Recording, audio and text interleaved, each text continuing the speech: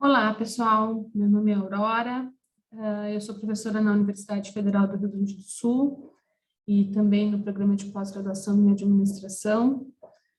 Atualmente eu faço pós-doutorado na Universidade Politécnica de Valência, na Espanha, e coordeno um grupo de pesquisa na área de empreendedorismo, inovação e mercado. O tema da nossa palestra hoje é sobre os ecossistemas de inovação. Então, é explorando os ecossistemas de inovação. Esse termo se tornou muito popular, não só na literatura de inovação, de gestão, mas também como a forma de desenvolver políticas públicas, como estratégia organizacional para a inovação. E por isso eu quero conversar um pouco com vocês nessa oportunidade, para a gente entender um pouco melhor o que são os ecossistemas de inovação, e principalmente, né, como coordenar esses ecossistemas ao longo do tempo, ao longo do seu desenvolvimento, da sua evolução. Primeiro, eu quero apresentar o resultado de uma pesquisa que a gente desenvolveu no grupo. Esses são alunos de doutorado do programa que eu oriento. E nós fizemos um trabalho para poder entender as diferentes bases teóricas, né, os diferentes olhares que a gente pode ter quando a gente fala de um ecossistema de inovação. Esse artigo foi aprovado no ENAMPAD de 2021, que vai acontecer em outubro desse ano. Bom, qual é a origem, né, do termo de ecossistemas, né, de onde surgiu? A palavra ecossistema ela vem da junção de duas palavras gregas, né? Eco, que significa casa, e sistema, que significa complexo. Então, basicamente, seria uma casa complexa, né? E o ecossistema de inovação traz justamente essa complexidade e essa interdependência dos atores no desenvolvimento de uma casa, de um ambiente propício à inovação. Então, a gente pode, de maneira geral, definir, né, um ecossistema de inovação como um conjunto de componentes, então, atores, organizações, governo, universidade, empresa, outras organizações não governamentais, que são interdependentes, né, mas que também possuem os seus próprios sistemas independentes. Então, a universidade, ela tem o seu próprio ecossistema de inovação, né, o seu ecossistema de empreendedorismo e inovação, mas ela vai se inserir num ecossistema maior de uma outra empresa ou até mesmo de uma localidade. Para poder entender e como isso foi se desenvolvendo ao longo do tempo na literatura, nós fizemos um mapeamento do desenvolvimento conceitual, né, dos ecossistemas de inovação. Para isso, a gente utilizou como metodologia uma bibliometria. Foram, então, mapeadas 367 publicações de 2006 a 2020. Selecionamos o ano de 2006 porque é o ano que se considera como seminal na disseminação do termo ecossistemas de inovação, apesar do termo ecossistemas de negócios já existia há mais tempo, e fizemos então essa busca em duas bases de dados que são as mais importantes, na Web of Science e na Scopus. Para fazer a análise e o processamento desses dados, a gente usou o software RStudio e levantamos então as informações. A gente conseguiu 276 artigos na Scopus, 176 na Web Science, e depois de uma exclusão, né, dos que estavam repetidos nessas duas bases, nós chegamos a 367 artigos. Primeira coisa que é importante a gente perceber aqui, né, é o crescimento, a evolução das publicações em ecossistemas de inovação.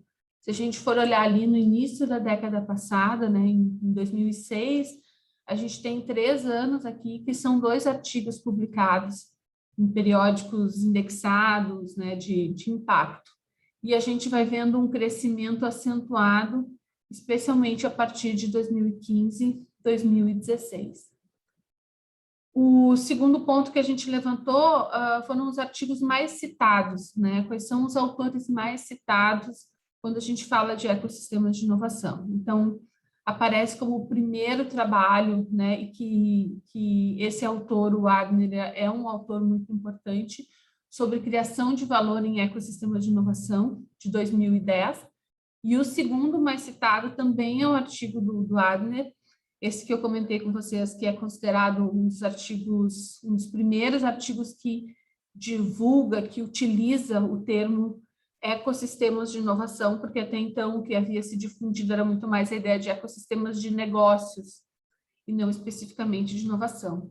Então, o Adler traz, né, esse conceito de ecossistema de inovação, numa publicação da Harvard Business Review, em 2006, e isso vai, então, se difundir tanto na literatura de administração, quanto no planejamento de desenvolvimento de estratégias de inovação para as organizações, de plataformas de inovação, e mais recentemente, aí, nos últimos 10 anos, também se difunde muito forte no desenvolvimento de políticas públicas para a inovação, especialmente em sistemas regionais de inovação. Os principais periódicos que publicam, né, isso só para dar uma visão geral dos periódicos que mais publicam sobre esse tema. A gente tem o Technological Forecasting and Social Change, em primeiro lugar, né, com 36 artigos, depois Technology Innovation Management Review e o Journal of Technology Transfer como os principais aqui nessa temática. Aqui um pouco a tendência dos temas ao longo do tempo, né? Então, como eu falei para vocês inicialmente, tinha uma preocupação grande em entender esse ecossistema enquanto uma plataforma, né? Enquanto gestão de conhecimento. A partir de 2017, a gente vê a introdução da sustentabilidade nos ecossistemas de negócios e da inovação aberta, né, que também passa a ser um tema muito importante. E a gente começa, então, mais recentemente, uma abordagem um pouco mais específica, como ecossistemas de inovação aberta, startups, gestão do conhecimento, né, em ecossistemas de inovação, e essa tem sido uma tendência, né, olhar não mais só o que é um ecossistema de inovação, mas em aspectos específicos. Como é que eu vou desenvolver um ecossistema de inovação que também apoie a pequena e média empresa, ou que favoreça o fluxo de conhecimento entre os atores. Uma outra técnica que a gente utilizou foi a análise de cluster, para entender, né, a gente fez uma análise de cocitação, para identificar os principais clusters, né, os autores que são citados juntos, e aí se destacam 4 clusters. O primeiro, que é um cluster muito mais metodológico, porque a gente observa que existe um número grande de trabalhos que são desenvolvidos de pesquisas que são qualitativas, baseadas em estudos de caso. Então, são poucos os trabalhos com uma abordagem com uma orientação mais quantitativa. Depois a gente tem um segundo cluster, né, que é muito vinculado ao trabalho do Adner, do Tisse, que tem esse olhar do ecossistema de negócios e de inovação muito mais como uma plataforma, como uma estratégia de criação de valor da empresa, da firma. A gente tem o terceiro cluster que está em vermelho, né, nessa figura, que é um cluster que trabalha com a questão de inovação aberta. Então, a inovação aberta também é uma base importante, né? Eu diria que é condição sine qua non para que um ecossistema de inovação se desenvolva. E, por último, em quarto, a gente tem essa abordagem territorial, né? Que tem relação com os sistemas regionais de inovação, sistemas nacionais de inovação, com a triple hélice, né, a quádrupla hélice, enfim, que é esse olhar não pensando só na empresa, né, numa firma específica, mas um olhar para a região, para o território, para a cidade. A partir daí, né, a gente propôs um framework,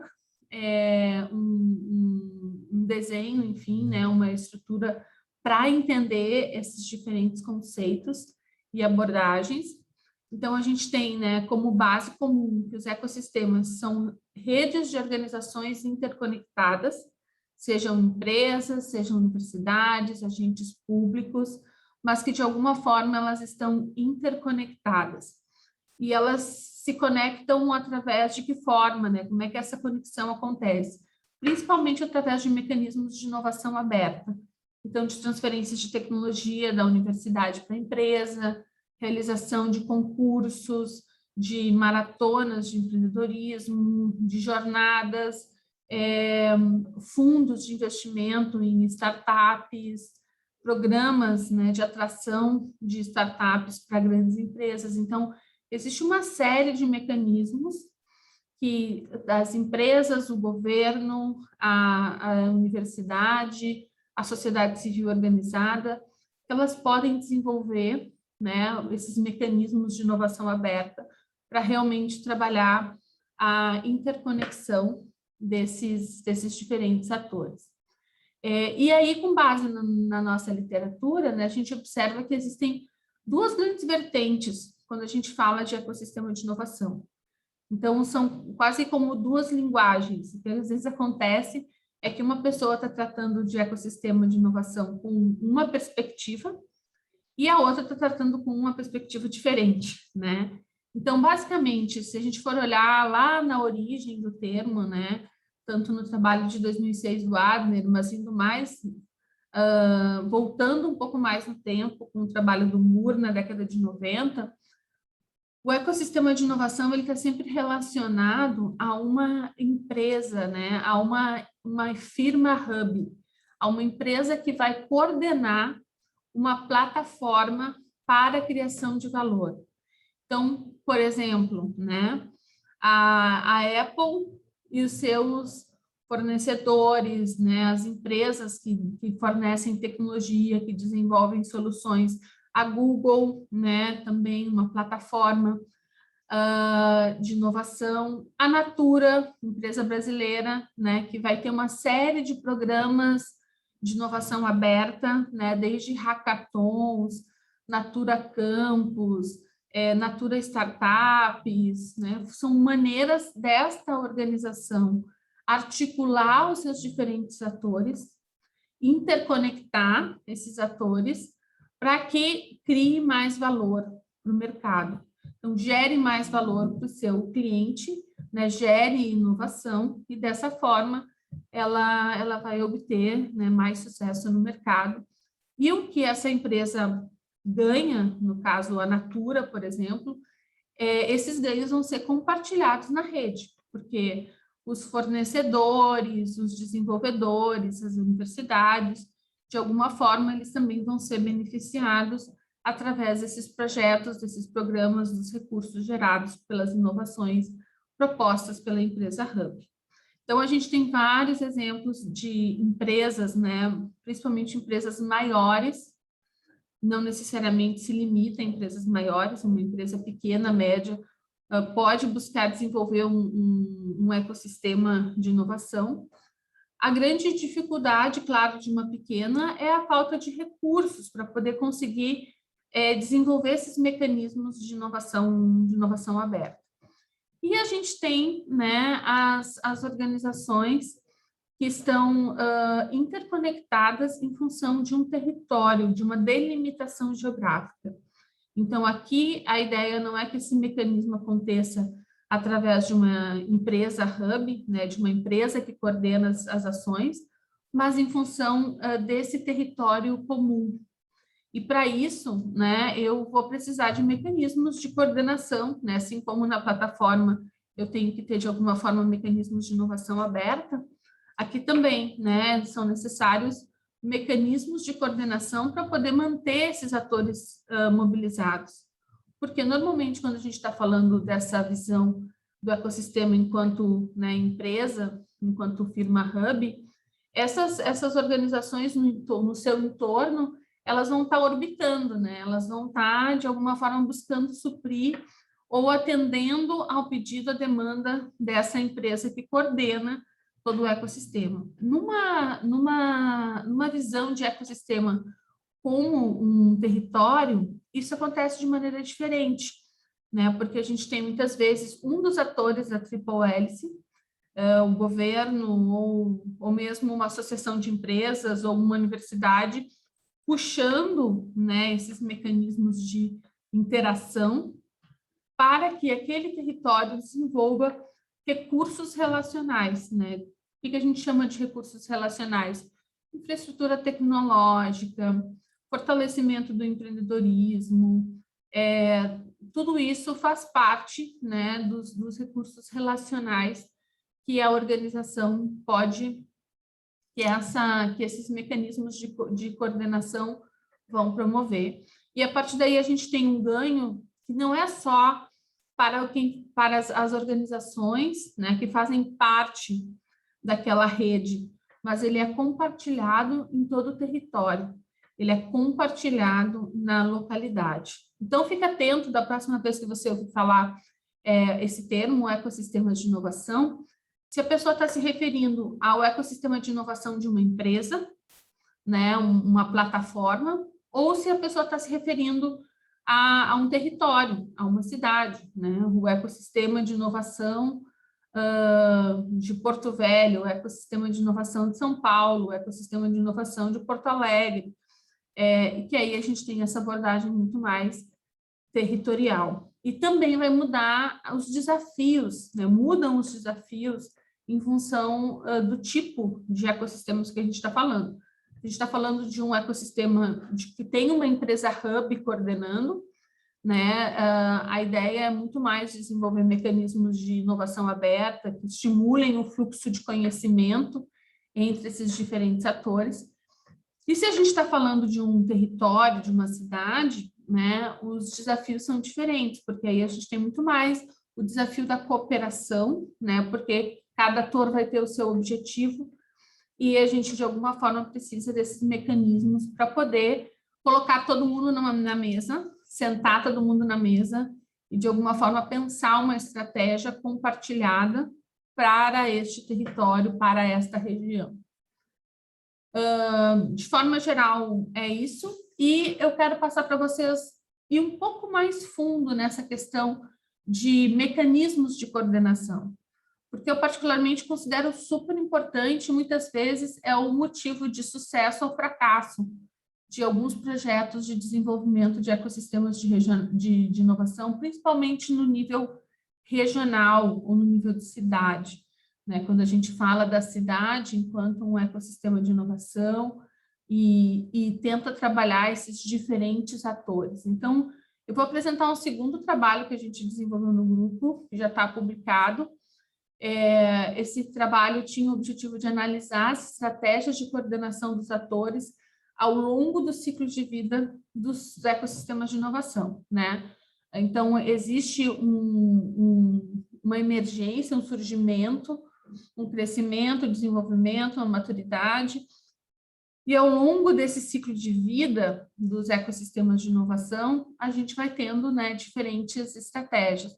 Então, as estratégias que se utilizava lá no início, por exemplo, do Vale do Silício, que é um dos principais ecossistemas de inovação e de empreendedorismo usados como referência no mundo, né?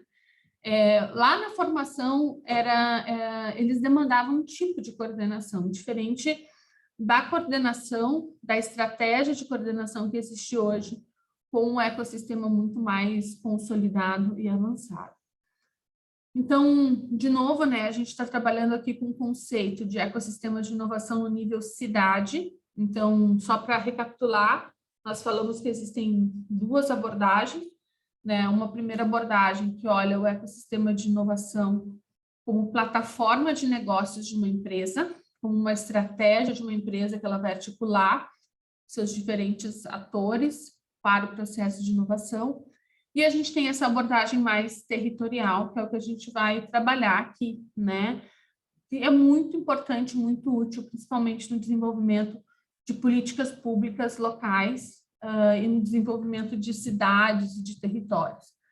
Então, a gente tem aqui um ecossistema como esse conjunto de atores interdependentes, que a gente já comentou nos slides anteriores, né? Mas o que acontece quando a gente fala de um ecossistema de inovação no nível de cidade?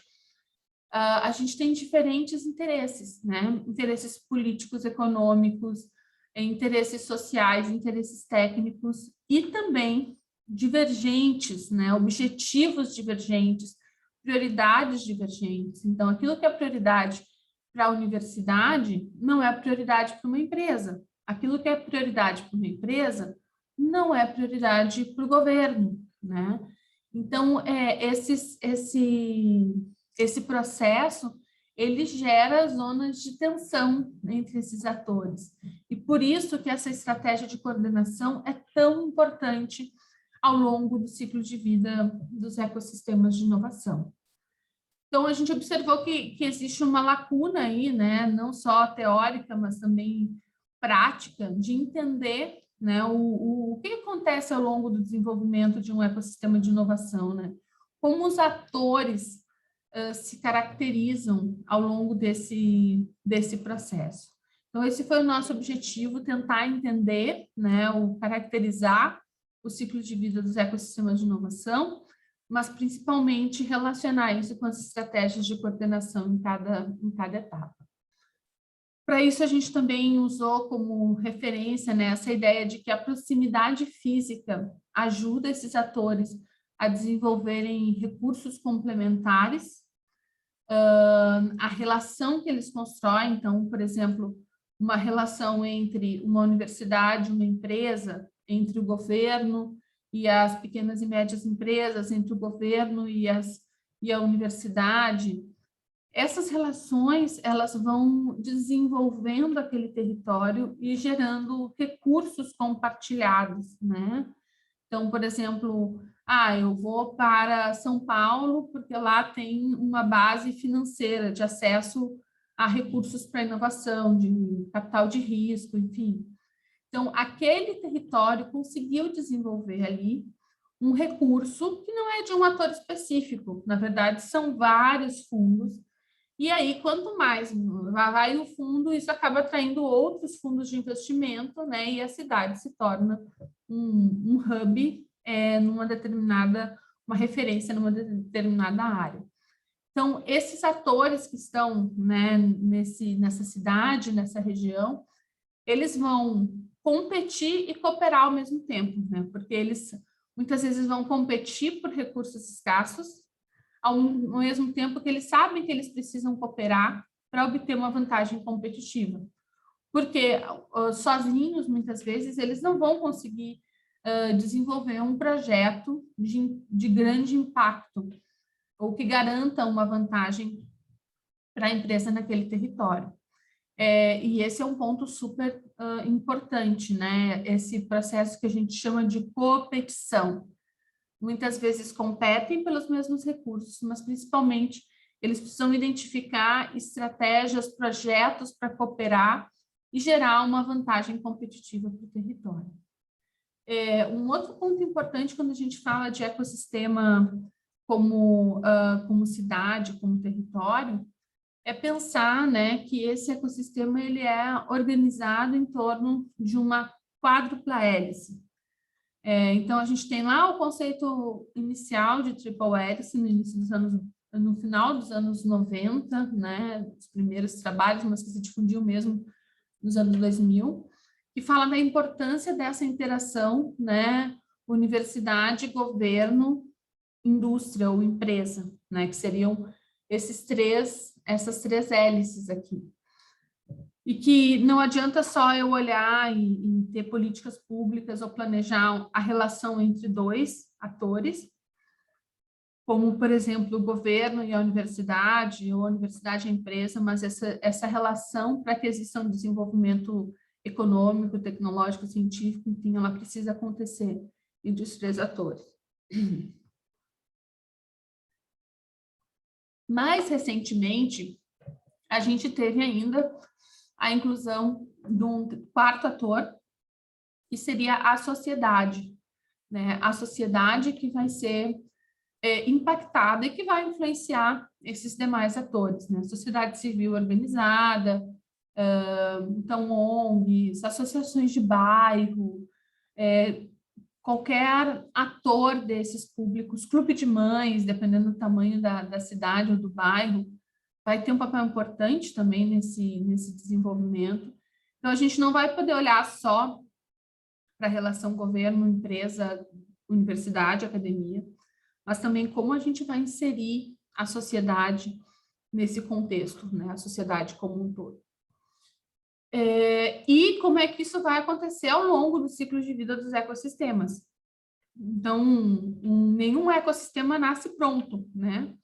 O Vale do Silício não é Vale do Silício em 10 anos, né? Existe uma trajetória do início do século XX.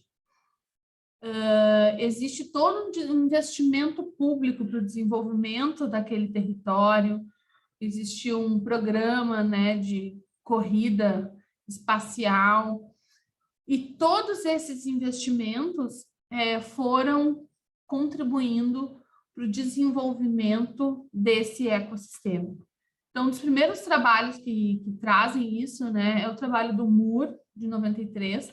Como eu falei para vocês, ele não trata de ecossistemas de inovação, ele fala de ecossistemas de negócios. E ele traz 4 grandes fases, né? A fase de nascimento desse ecossistema de inovação, em que se precisa, de alguma forma, desenvolver uma visão conjunta, buscar membros, né, selecionar membros para esse ecossistema, definir uma estratégia de proteção de propriedade intelectual entre os membros do ecossistema. Depois a gente tem uma fase de expansão, e aí existe, inclusive, nessa expansão, né, um tipo de competição entre outros ecossistemas, e a necessidade de reter esses parceiros, então reter as empresas que estão naquele território. Uma fase de liderança, né, em que realmente se consegue, né, gerar inovação, poder de barganha, enfim. E uma fase de renovação, de autorrenovação, né, que também é super importante. Nesse trabalho, assim, a gente acabou adaptando o modelo proposto pelo Piquet e outros coautores em 2019, em que ele trata de 4 fases, né? O início, o lançamento, o crescimento e a maturidade. Então, um pouco naquela mesma linha, né, de ciclos de desenvolvimento, a gente tem a fase inicial, em que os atores e os recursos precisam ser mobilizados, né? A gente tem que ter uma estratégia para o desenvolvimento desse ecossistema. Uma fase de lançamento, né? Então, a partir do planejamento inicial, da estratégia de mobilização dos recursos e dos atores, de alguma forma a gente precisa começar a executar isso em projetos de inovação e ter algum resultado, né? Projeto de inovação a gente não pode ter no portfólio ou no conjunto de projetos, né? Projetos que vão levar 10 anos para ficarem prontos. Não, a gente precisa balancear, né? Aqui, principalmente, os resultados mais de curto, médio e longo prazo. Uma fase de crescimento, né? Quando realmente existe um processo de colaboração, de envolvimento dos atores, porque eles já reconhecem o benefício e os resultados obtidos, os ganhos obtidos em função desse ecossistema. E, por último, né, um estágio de maturidade, em que o ecossistema ele pode passar por um processo de autorrenovação e se desenvolver em outras áreas de conhecimento, inclusive. Pode passar por uma fase de declínio, né? Isso também acontece, a gente já viu em outros territórios. Se a gente for pegar Detroit, por exemplo, nos Estados Unidos, foi a capital do setor automobilístico, né? Passou por uma fase de declínio e hoje busca outros setores para poder, né, se desenvolver e manter o seu crescimento. Então, a gente tem basicamente essas 4 fases, mas o que eu queria destacar para vocês é que elas não vão ter assim um tempo específico. Eu vou ficar, né, tipo o colégio, né, passei um ano na primeira série, depois eu vou para a segunda, depois eu vou para a terceira. Esse é um processo muito mais dinâmico. Então, vocês podem fazer, tipo, o estágio inicial, se é um território menor, ele rapidamente se articula e já vai para a fase de lançamento, né? Essa fase de lançamento pode ser mais longa ou mais curta. Então, essas características, elas são muito específicas de cada território, do número de número de atores, da população, o tamanho do território, a trajetória anterior em inovação, os principais setores que essa região abriga. Tudo isso vai influenciar nesse ciclo de vida dos ecossistemas de inovação. E, por último, a ideia que a gente queria trazer, né, é que ao longo desse processo a gente tem também a necessidade de uma direção, de uma coordenação. Porque, por mais que a interação entre esses atores, pela proximidade física, né, ela vai acontecer de maneira muito informal, muitas vezes, né, mas é necessário algum mecanismo de coordenação dessas atividades para que esse ecossistema possa se desenvolver efetivamente. Então, a gente mapeou aqui 4 estratégias de coordenação.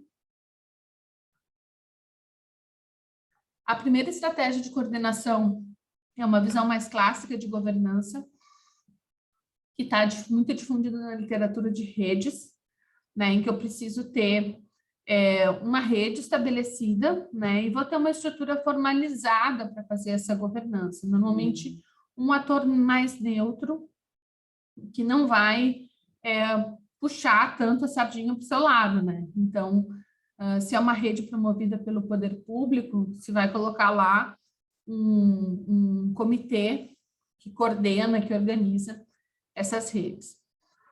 O segundo é a questão da orquestração, né? Então, um outro mecanismo de coordenação é quando eu tenho uma empresa hub, né? Tá claro ali quem vai coordenar, ainda que essa liderança nem sempre seja tão explícita, mas ela vai acontecer, né?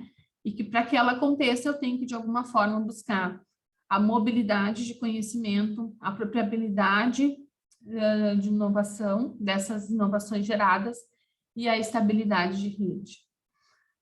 Na sequência dessa visão de orquestração, né, mais tradicional, como uma estratégia puxada por um ator, a gente tem aí uma abordagem mais recente, que seria, a gente chamou de orquestração 2.0, que é quando num território, principalmente quando a gente tem essa abordagem de ecossistema enquanto território, não existe um único, né, orquestrador, mas a gente observa papéis e que ao longo também da trajetória do ciclo de vida do ecossistema, a gente vai tendo diferentes papéis nesse processo.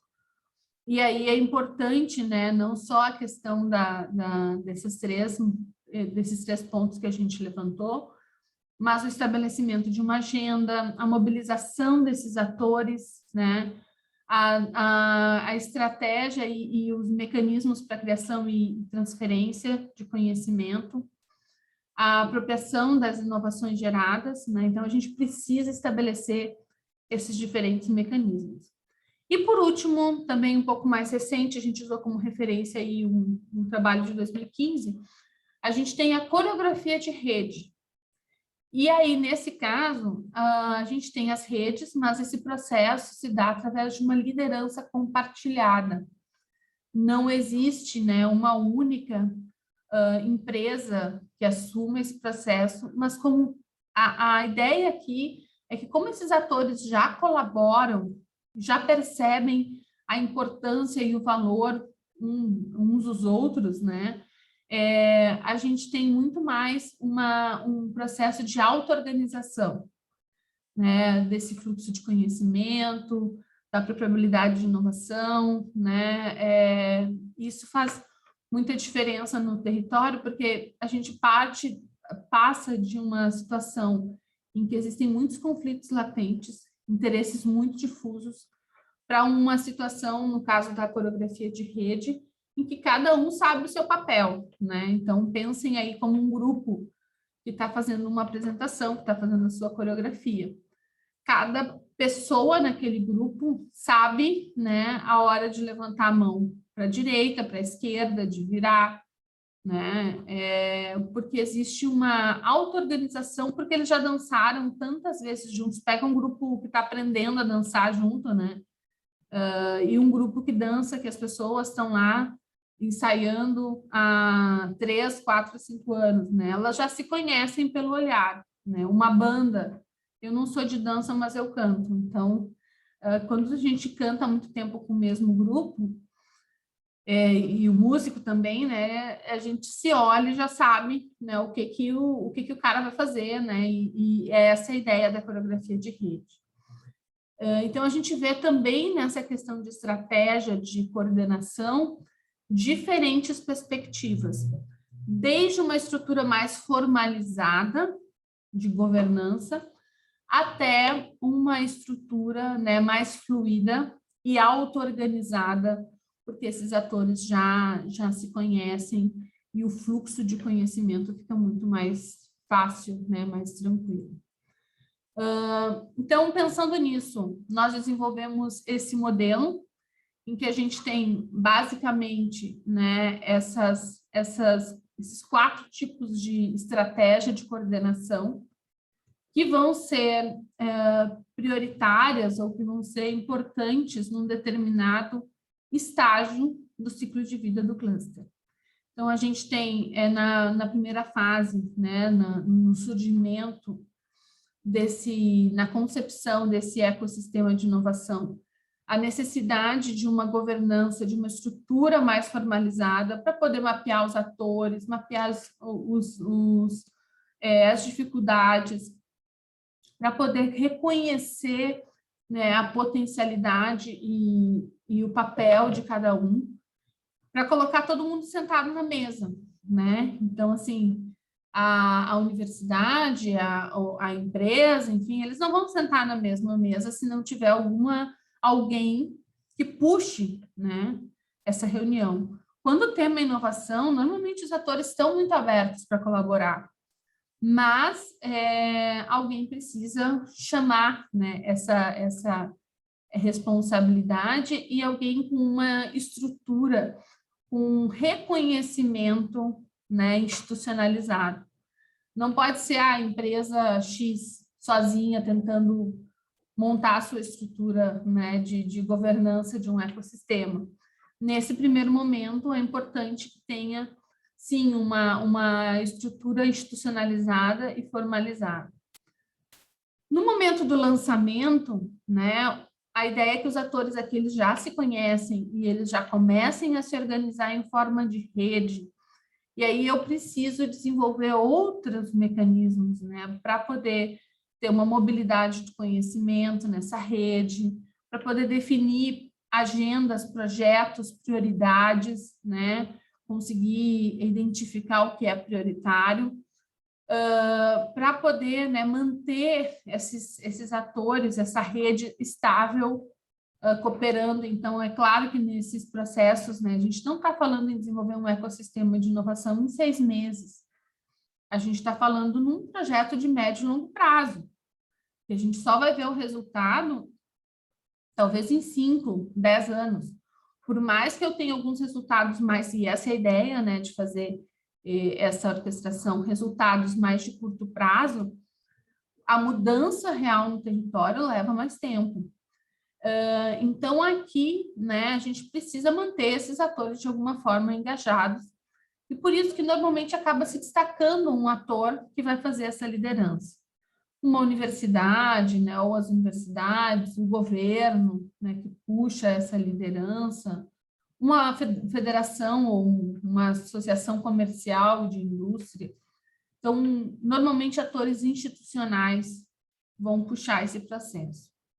Quando o cluster, quando o ecossistema já está mais desenvolvido e começa a crescer, aí a gente tem esse processo de liderança, de coordenação mais difundido entre os diferentes atores, né?